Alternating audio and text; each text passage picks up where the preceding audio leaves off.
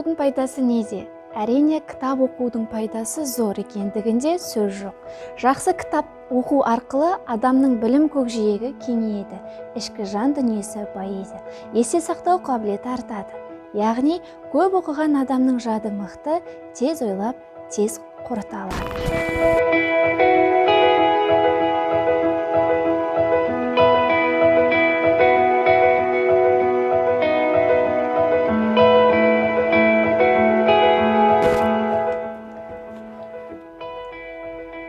Оқығаныңды іштей талдасаң, адам психологиясын жетік түсіне бастайсың. Кітап оқу арқылы адамның сөздік қоры көбейіп, ойлау қабілетін арттырып, өз пікірін еркін жеткізе алады. Жалпы сауаттылық деңгейі артады, жан дүниесін рухани байытады. Оған өз тәжірибеңде көз жеткізуге болады. Мысалы, бір классиктің шығармасын оқысаң, сол сәттен-ақ жан дүниеңді керемет сезім баурап, ол кітаптағы болып жатқан оқиғаның ішіне еніп кеткендей боласың.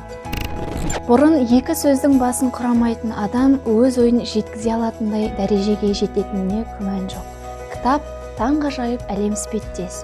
Бұл әлемде сен өзіңе керекті дүниелерді алып қана қоймай, сол әлемде болған қателіктерді шынайы өмірде жібермеуге күресесің.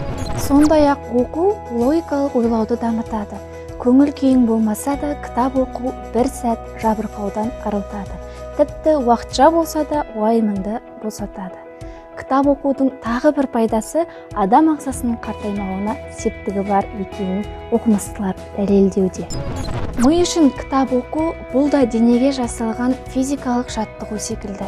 Кітап дегеніміз алдыңғы ұрпақтың артқы ұрпаққа қалдырған рухани өсиеті.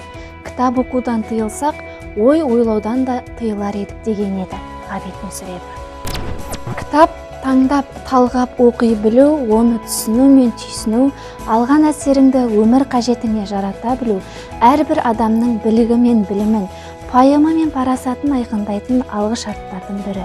Кітап маған тақтан да қымбат деп атап көрсеткен Шекспир.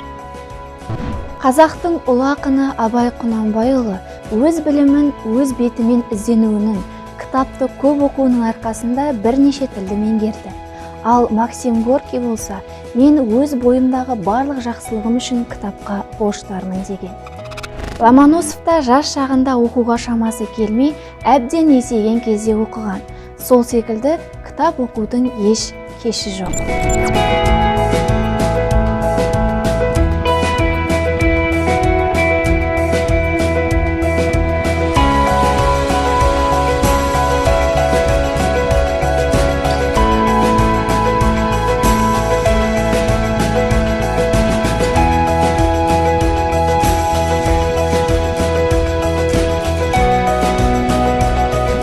Кітаптарға сену керек, олардан артық жақынды таппайсың.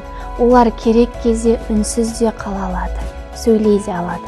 Сонымен кітап оқудың пайдасын көрсете отырып, келтірілген дәлелдер арқылы сіздерді кітапты ең жақын досы етеді деп үміттенеміз.